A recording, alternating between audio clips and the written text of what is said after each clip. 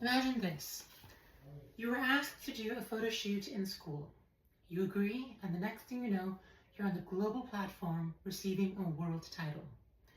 That is the story of none other than Miss World's 1994 prominent Bollywood actress and major public health advocate, Aishwarya Rai. Initially, my introduction to Aishwarya was by the title that many referred to her as in the 90s and 2000s, the most beautiful woman in the world. And yet, after research, I realized that there is far more than what meets the eye with this two-time Filmfare Award Best Actress. The Filmfare Awards are sort of like the Oscars, but for the Indian cinema industry, or Bollywood. Aishwarya Rai used and continues to use her platform as a celebrity, a former Miss World, a L'Oreal ambassador, Goodwill ambassador, and actress, to serve her country, the underprivileged, and continues to be a source of inspiration to many. Today I will talk about Aishwarya Rai's journey to becoming a star, her representation of India in the media, and her impact on the world. Just as US Major Dailies notes in 2000, Aishwarya Rai is one of the giants in the Indian film industry. And yet, would you believe it if I told you she had no inclination of being as such? She was born in Bangalore, India, to a middle-class family and was studying to be an architecture student. In school, Aishwarya Rai would receive top marks on all of her assignments. She had the best grades and was at the top of her class. It wasn't until junior college when a professor of hers that dabbled in photojournalism requested her to do a photo shoot. She liked the professor, and so she agreed. And it was through this one photo that she garnered the attention, admiration, and adoration of not only those in the entertainment world, but throughout and across India. So much recognition that she was even placed in the 1994 Miss World pageant, for which she rightfully and well-deservingly took home the crown. From there, Aishwarya Rai entered Bollywood, the Indian film industry, and she became a hit actress, establishing herself in the global media. She even entered into some Hollywood films, such as Pride and Prejudice, which was a take on Pride and Prejudice, and Pink Panther 2. She was set to be the lead role in films such as Mr. and Mrs. Smith, bigger Hollywood productions, and yet she had to drop out of those films as she wasn't comfortable with some of the scenes. Nevertheless, with Western cinema comes Western media, and many interviewers, instead of asking her about her line of work, would ask her about her living situation with her parents and questioned whether this had an impact on Rai's independence. Let's see her response. A 30-year-old woman in America who has her own career and is making good money will not be living at home. By virtue of my job, I'm traveling out. You get to spend very little time with your family. We hardly get to meet each other, except on the one odd day we really get to spend time, have dinner together. And that's rare. I mean, we cherish it. Do you consider yourself an independent woman? Yes. Yes. And I don't see any reason why moving away from your family is a statement of independence. And she doesn't have... Beautifully put. Wouldn't you agree?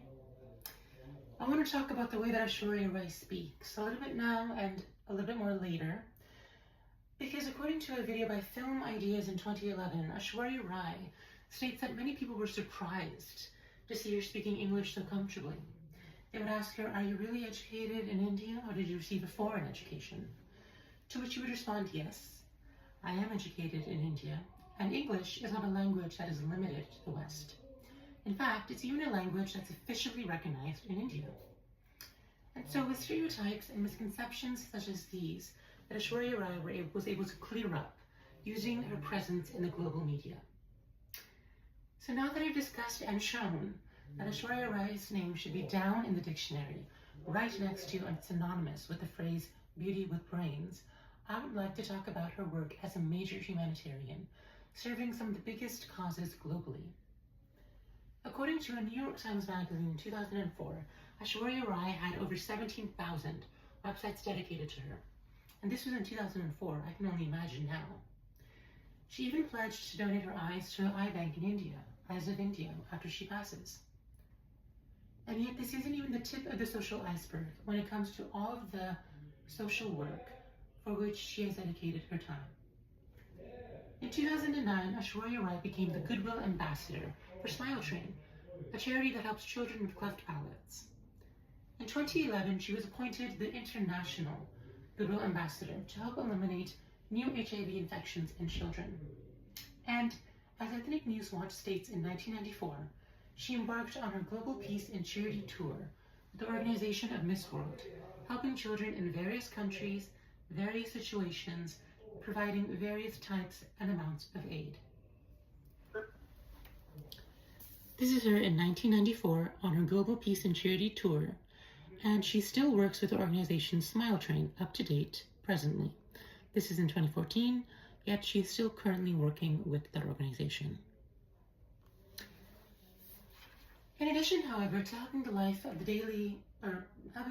those in need, Aishwarya Rai has certainly impacted the life of the daily individual, or the average Joe, because many of us look up to her, as in every appearance, she carries herself with the utmost sophistication, grace, elegance, and confidence.